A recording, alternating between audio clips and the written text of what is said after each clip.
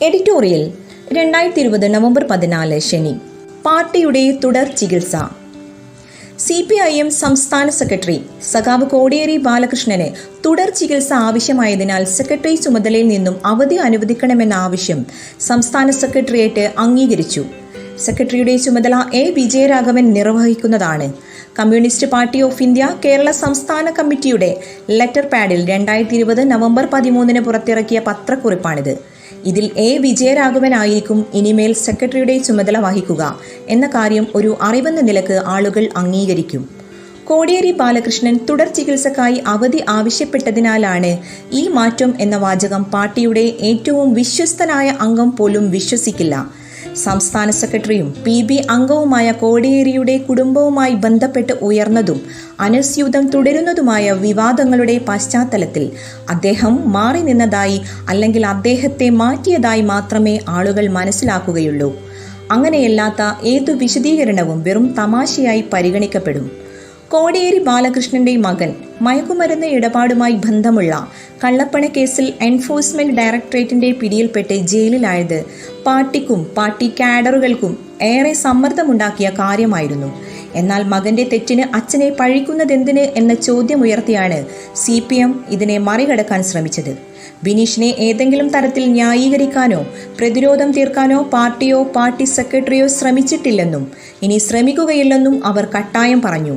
നിയമം നിയമത്തിന്റെ വഴിക്കു പോകട്ടെ എന്ന് ആവർത്തിക്കുകയായിരുന്നു പാർട്ടി. CPMന്റെ ഈ വിശദീകരണത്തിൽ സാങ്കേതികമായി ന്യായങ്ങളുണ്ട്. 18 വയസ്സ് തികഞ്ഞ സ്വന്തമായി അസ്തിത്വമുള്ള പൗരനാണ് ബിനീഷ്. അങ്ങനെ ഒരാൾ ചെയ്യുന്ന അരുതായ്മകൾക്ക് അച്ഛൻ എങ്ങനെ ഉത്തരവാദിയാവും എന്നത് പ്രസക്തമാണ്. അത് അങ്ങനെ ആയിരിക്കെ തന്നെ അതിനേക്കാൾ പ്രസക്തമായ ചില മറുവശങ്ങളുണ്ട്. കോടിയേരി കുടുംബവുമായി ബന്ധപ്പെട്ട് വിവാദങ്ങൾ ഉണ്ടാവുന്നത് ഇതാദ്യമല്ല. മൂത്ത മകൻ ബിനോയ് കോടിയേരി കോടികളുടെ സാമ്പത്തിക വഞ്ചന നടത്തി എന്ന പരാതിയുമായി ഒരു UAE പൗരൻ രംഗത്തു വരികയും പാർട്ടി കേന്ദ്ര നേതൃത്വത്തിന് തന്നെ പരാതി നൽകുകയും ചെയ്ത സംഭവം നേരത്തെ ഉണ്ടായിട്ടുണ്ട്.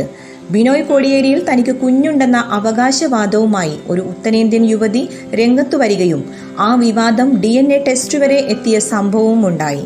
കോടികൾ മറയുന്ന ഇടപാടുകളിൽ ഇരുവരുടെയും പേരുകൾ പലതവണ ഉയർന്നു വന്നു. സ്വയമേവ വലിയ ബിസിനസ്സുകൾ നടത്തി ഉയർന്നു വന്ന ആളുകളല്ല രണ്ടു മക്കളും. പാർട്ടി സെക്രട്ടറി, സംസ്ഥാന മന്ത്രി തുടങ്ങിയ അച്ഛൻ്റെ പദവികൾ മൂലധനമാക്കിയാണ് ഇത്രയും വലിയ ഇടപാടുകളുടെ ഉടമകളായി ഇവർ മാറുന്നതെന്ന വിമർശനം സ്വാഭാവികമായും ഉയർന്നുവരും. അല്ലെങ്കിൽ ഇവർക്കെങ്ങനെ ഇതിന് സാധിക്കുന്നു എന്ന് യുക്തിസഹമായി വിശദീകരിക്കാൻ പാർട്ടിക്കോ പാർട്ടി സെക്രട്ടറിക്കോ സാധിക്കേണ്ടതായിരുന്നു. അതിന് ഇനിയും സാധിച്ചിട്ടില്ല. 18 വയസ്സ് തികഞ്ഞ സ്വതന്ത്ര പൗരൻ എന്ന സിദ്ധാന്തം അതിനാൽ തന്നെ സാങ്കേതികമായി മാത്രമേ നിലനിൽക്കുകയുള്ളൂ. കമ്മ്യൂണിസ്റ്റ് പാർട്ടിയുടെ പൈതൃകവും പാരമ്പര്യവുമായി ബന്ധപ്പെട്ട പ്രശ്നങ്ങളും കോടിയേരി വിവാദത്തിലുണ്ട്. പാർട്ടി നേതാക്കളുടെയും അവരുടെ കുടുംബാംഗങ്ങളുടെയും ലളിത ജീവിതവും വ്യക്തിപരമായ ധാർമ്മികതയും കമ്മ്യൂണിസ്റ്റ് പ്രസ്ഥാനത്തിൻ്റെ ആകെ മൂലധനമാണ്.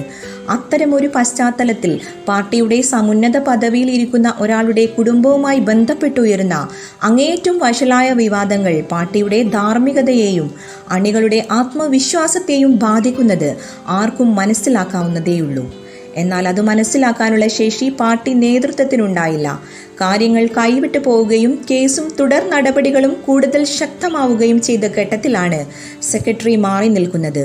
ഈ ബുദ്ധി നേരത്തെ തോന്നിയിരുന്നെങ്കിൽ എന്തെങ്കിലും കാര്യമുണ്ടായേനെ.